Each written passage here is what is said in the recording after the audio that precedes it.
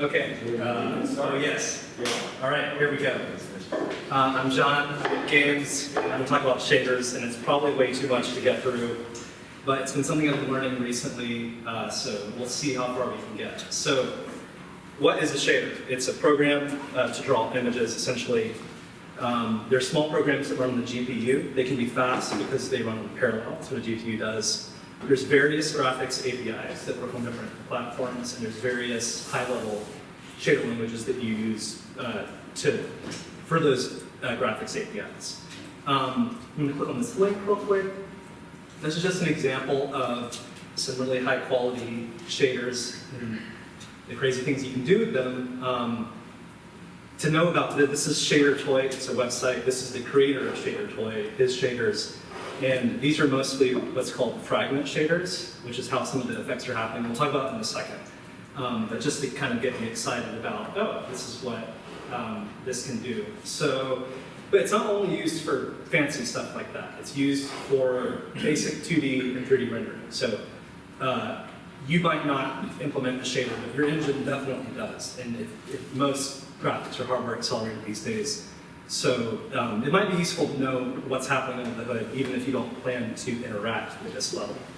So we've got to talk about the rendering pipeline. So modern graphics APIs work on this rendering pipeline where if you look at the right image, there's four things I've highlighted: this vertex index buffer, vertex shader, fragment shader, and frame buffer. So the thing at the top is all the data going in. So you basically pile a bunch of data in. The vertex shader assembles the geometry. That's where you can transform geometry, define where you want to draw, where your canvas is if you're drawing to. The fragment shader, another shader to the right, takes each pixel, so just imagine going across the screen, each pixel, really a fragment, but we'll call it a pixel, and it decides the color of that based on your geometry. And then finally, it goes to the screen, which is frame buffer. So we're going to dive straight into some code. This is two shaders. On the left is a vertex shader, right is a fragment shader. Fragment shader, you see, is very simple. Literally just returns the color that goes into it. Actually, look at this image first. So if you look at the coordinates, the bottom left of the triangle, this is where it says in space. That's a 3 coordinate. And then you have the color next to it. Same with the other points. And if you look over here at the input, that's the position and the color combined. So that's how you send data in. And what's happening with the triangle is the fragment shader is saying, I'm going to smoothly blend between those two values. So that bottom one was green, that top one is blue. I'm going to blend those values for you because those are your only points of geometry in terms of the pixels. So that's how you get that gradient right there. Okay, data transform. So another thing you often do, you do all the time when you're working with shaders, both on the CPU or on the GPU, which is the shader code, is you'll transform coordinate systems, you'll transform positions, rotate, scale. All of that stuff can be achieved through these linear algebra operations. So we have like scaling matrix, rotation matrix, translation matrix, perspective. All those things just exist to like take this form, turn it into another form, and eventually it ends up on your screen. We'll take some more time than I have a minute left. Okay, so texture sampling. So what if we don't want to just draw like a solid image, and we want to draw like Wario or something? So the way this is actually not that different than this shader. If you look at it, except you notice it doesn't have color.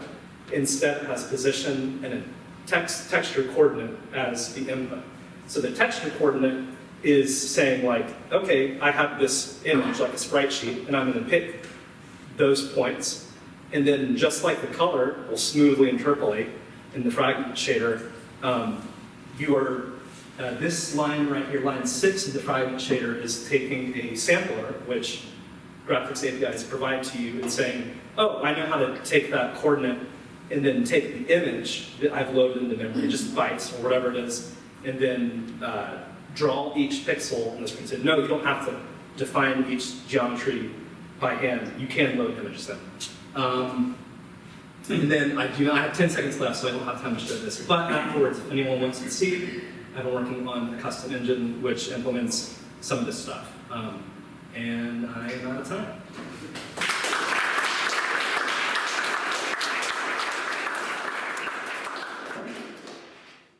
Okay, so I'm going to show some of this stuff I've been talking about in action. So this is a game I worked on for demo day. I demoed it last month.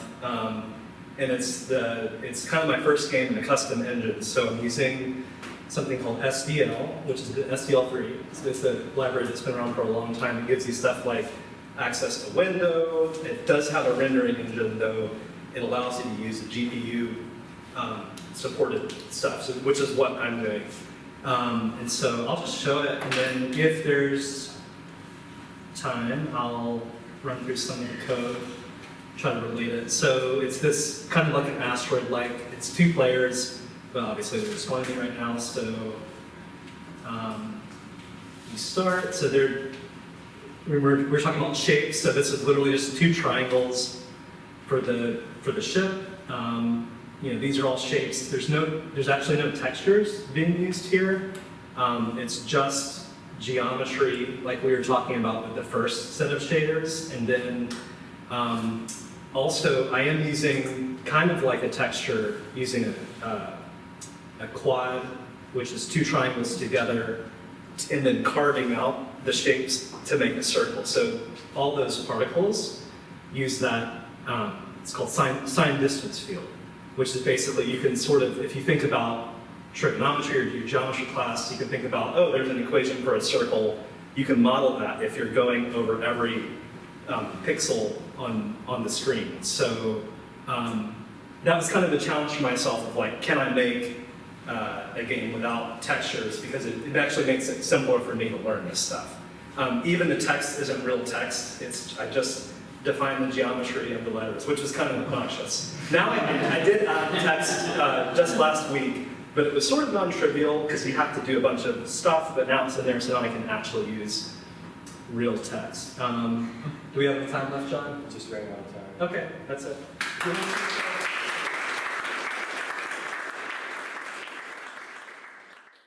All right. Thanks for inviting me back for a lightning talk. My name is Josiah Colburn. I'm creative director for Turning Wheel. We're known for our game Barony. And I want to talk about achievements today. So we have over 200 achievements in Barony so far. By the end of the year, we're probably going to have a major update that's going to include even more achievements.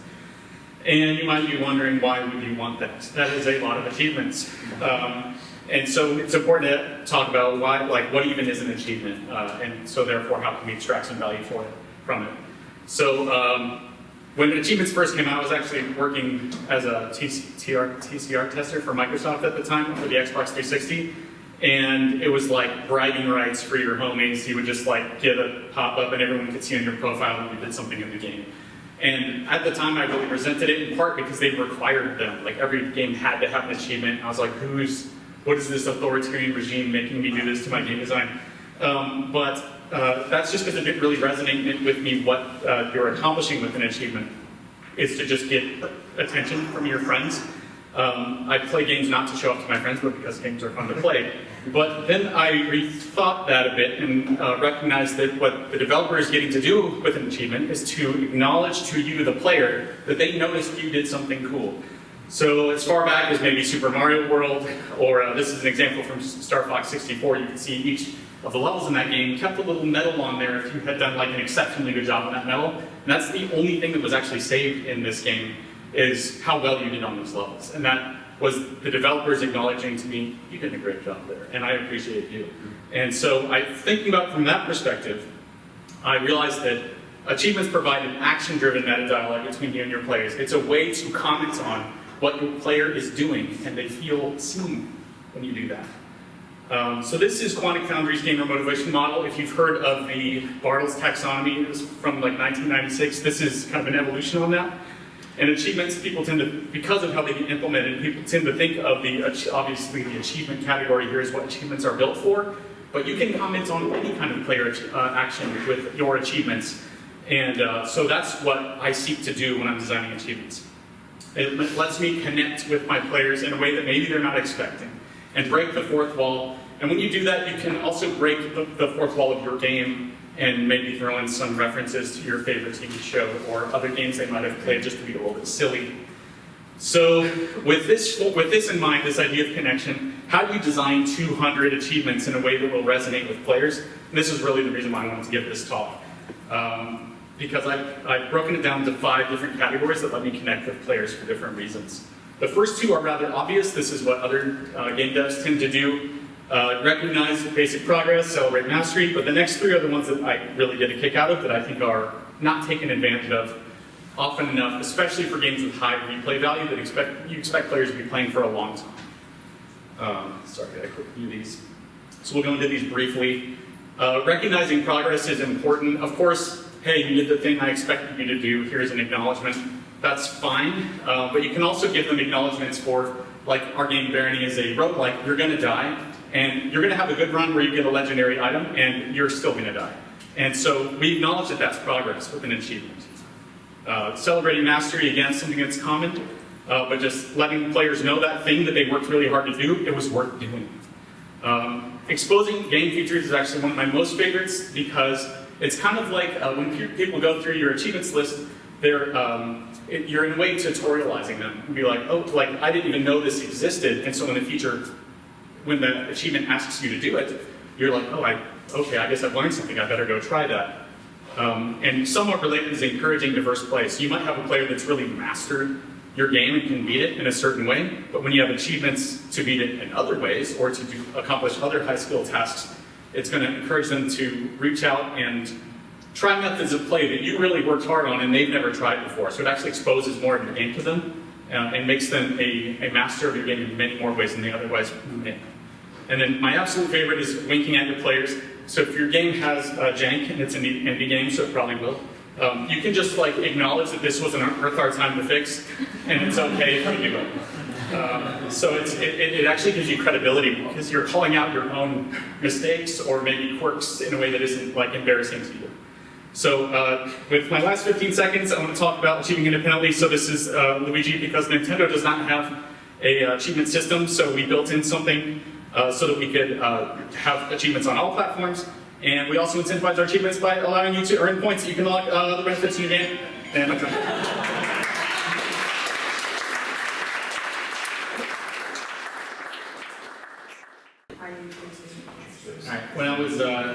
When my time was over, I was talking about how Nintendo doesn't support achievements, but really the message of the talk isn't about platform achievements and that your friends can see. That's only really to service the social side of what makes people like achievements.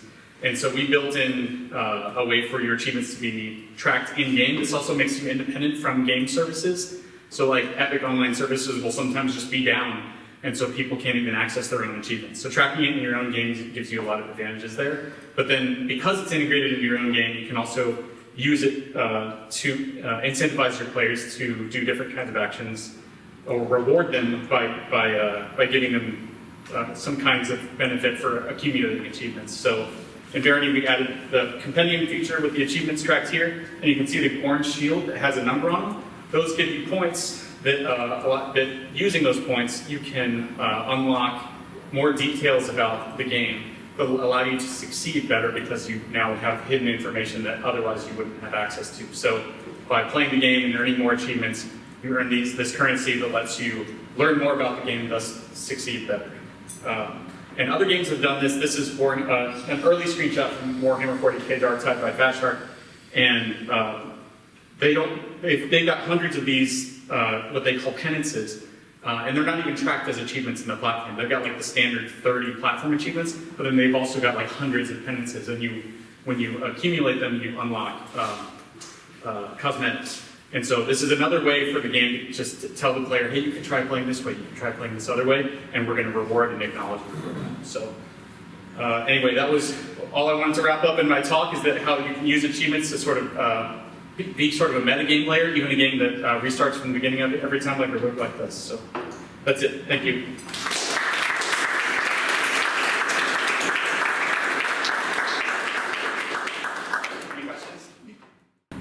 Okay, hey everybody, thanks so much for having me. My name is Diana. I am a voice actor, and I'm here to talk about voice in video games. Not every video game needs a voice, and that's cool. I'm still cheering you on. But if you decide you want to have a voice in your game, you might have questions about how to go about doing that. So, I want to talk to you about how to find voice actors. If you put a casting call on the World Wide Web, thousands of actors are going to respond to it. So I can walk you through how to sort of streamline your net, so to speak. What to include in your casting call. That will help a self-aware actor not submit to something that you're not asking for. Rates, money, and booth direction. What to do in the booth once you've got a fabulous voice actor in front of you, and then I'll end with some resources. All right. Actors Access is a great platform. Working actors have to have a platform on Actors Access pretty much. If you have an agent, I have several agents, I need to have an Actors Access platform. It houses your reels, it houses your photos. My agents will submit me to things that I can't see on there. So working actors have to have Actors Access. You can post an audition for free. Actors pay a modest fee annually, $60 to be on here, so that will automatically skim some of your actors, if that makes sense. Okay, socials. Sure, put it on TikTok, have people duet you. It'll be great press for your game too, right? Kill some birds with one stone. Believe it or not, voice actors are on LinkedIn. We are so lucky here in Nashville. We have Tennessee Voiceover Exchange, Tennessee Voiceover Studios. We have a pretty modest voiceover community here. So if you want to find people locally, please reach out to Tennessee Voiceover Studios. A link to them is in the resources at the end, and they'll help you blast out a casting call. You can also record there as well. And then once your game is making the big bucks, I recommend you go to agents. You'll get really great submissions through them. Not to say you won't get great submissions other places too. When you're posting your breakdown, put as much information as you want in it. If you have a character that's very specific, if you're looking for a South Asian woman between the ages of 60 and 80, put as much info as you can. In the voiceover community, we're very respectful, or most of us who are working are very respectful of character breakdowns and specs, and are very invested in like authentic casting. So the more information you give us, the more it will filter out your results, and you'll be happy with that. Character art. Not every audition that I get has character art, but if it does, so much the better. It can just really inform the work. You don't have to give a full scene. You can just give individual lines if you want. Any vocal inspiration, if you like Emma Stone, if you like Rashida Jones, give us anything you got. And then any dialects, or if you have specific pronunciations that you want to be hit, just give it to us. And that's all part of the audition. So if people aren't listening to what you said, consider that in your audition. Okay, and also, so important, file naming conventions. If you want it to be character name in all caps, underscore, actor, first name, last name, underscore, location, give that to us. We want to do what you want, and you want a voice actor who will do what you want. It's a partnership, right? But I need to pay attention to what you're asking for so that you know that I'll deliver in the booth, right? Okay. Money. There are some reference guides, rate guides out in the world. I've linked them at the end of this slide. Be transparent about your budget. We get it. We're in a dying art form too. AI is demolishing our art form. We get it. But more often than not, voice actors just want to play. We want to support your work. We would love to hang out. We would love to be a part of something bigger than ourselves. The voice acting community is really cool, really inclusive, really friendly. So like, if you have $25, great. Great. There are people out there who are like trying to build their portfolio, that's fine. $2.50 an hour is typical for video games, but like I said, voice actors want to hang. Build relationships, network laterally. I was in a really cool short animated project out of Lipscomb, I think. It was a blast. Did it pay? No, but I'd rather be doing something than nothing, right? And just FYI, when you're calculating rate, oh no, I'll tell you more about that later.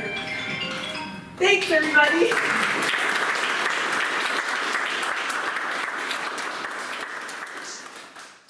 Now, Okay, there's a big difference too between budgets for commercial voiceover and video game voiceover. So the TLDR is don't let the process daunt you. Cool. Now I'm in the booth. Now what? Keep it positive. If somebody gives a take and it's absolutely not what you want, you can just be like, awesome, thanks for that. Oh, let's try it again, and then give whatever you want. Focus on what you do want. Direction is connection, not correction. Isn't that a nice thought? All right. Active versus passive direction. So more energy can mean so many different things. If you can be specific about what you want, if you want your opponent to be sliced or something, a verb, that's what this book is. This book is so college theater program, but if you need a lot of different verbs, get that book and it will help you. Louder can mean so many different things in voiceover. More intense, more, get the verb book. Okay. And something fun that you can be aware of is that pacing in video games is usually very slow compared to animation. Animation, you rush a lot. You're just trying to get everything out. Video games is chill. Line readings, it's when you perform a line the way you kind of imagine it. Some actors hate them, some actors don't care. I think a good actor will want to give you what you want. So ask if you can do a line reading if they're not quite getting what you want, and then just do a line reading. Everybody's ultimately working towards the same common goal, right? Okay, resources. I'm going to put this in the Discord, but we have a rate guide for non-union work, an AI writer. You both sign it, and it says, you, the game dev, won't sell your game to AI knowingly and let them clone our voice without my knowledge or consent. Letter to senators. Our voices currently, nobody's, not even if you're not a voice actor, are not protected right now. Feel free to click that link and advocate for the right to your voice. Okay, SAG union rate guide, you'll get to that later when you're making the big bucks. NAVA voiceover survey, fascinating data on what actual voiceover artists are living through right now. Fascinating. If you like data and you like voiceover, click that. Real Voice LA, if you want to take a voiceover class, they're $30 ones. It's fun, it'll put you in the shoes of a voice actor. And if you need help, ask. Tennessee Voiceover Studios, I missed one. Tennessee Voiceover Studios, they rock. If they can support you in any way, they're local, they'll help. Thank you.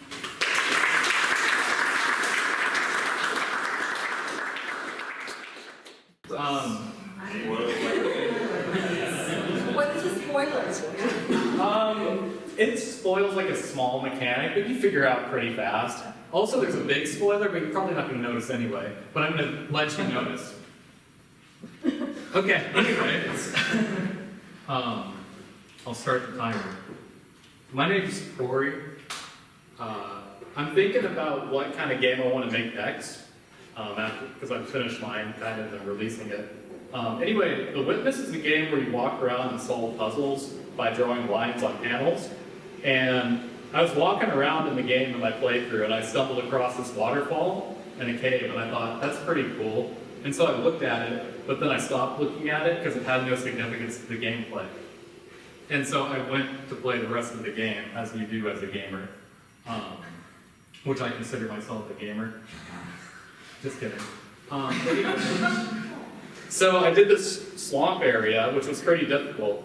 And the swamp area has these symbols you can see in the top right, that like L shape, that indicates that you need to draw an L shape. And because it's kind of rotated a little, you can do it in any orientation. So the gamer here, whose video I got from YouTube, is gonna draw that shape slowly. He's using a controller. Okay, and that unlocks the next panel. This is at the end of the area, by the way.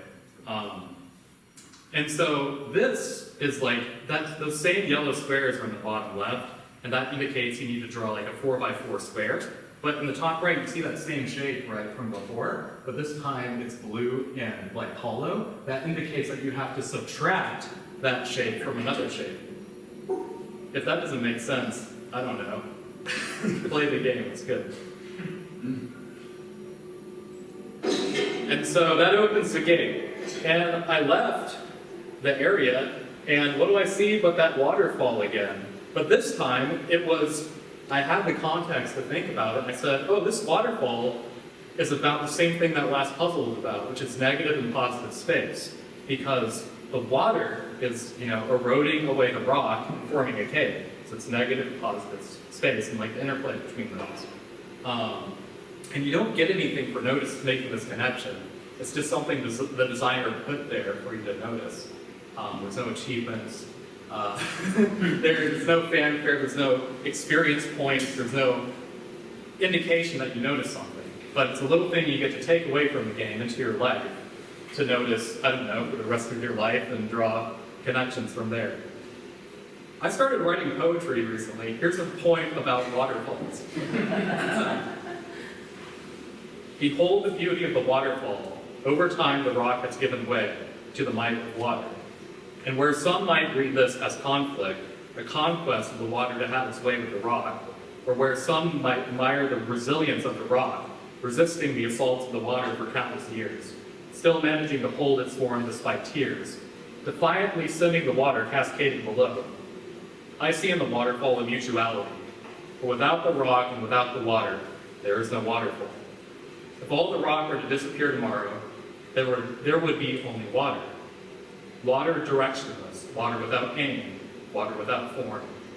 Would we even find water beautiful? And if the rock were not carved by the force of the water, what of its curves? What of its subtlety? What of its secret caves? Of its depth? What of the effect it has on the water? It is this mutual refinement that speaks to us, where the apparent categorization of giver and receiver becomes unclear, a symbol of what's most real, cascading down from the mountain spring, a mountain higher than the earth, a trek endless in nature where purity ever increases. Rocks and their creases, water in its way. Rock gives way, water gives creases. Water kisses the rock below, pushing rock deeper as it flows, and now people gather at the rock because of the swimming hole, situated at the end of the waterfall. They look up and behold, love eternal. Thank you.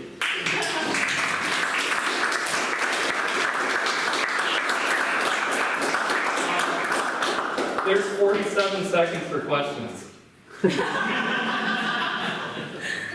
Why is it too kind? It's pretty.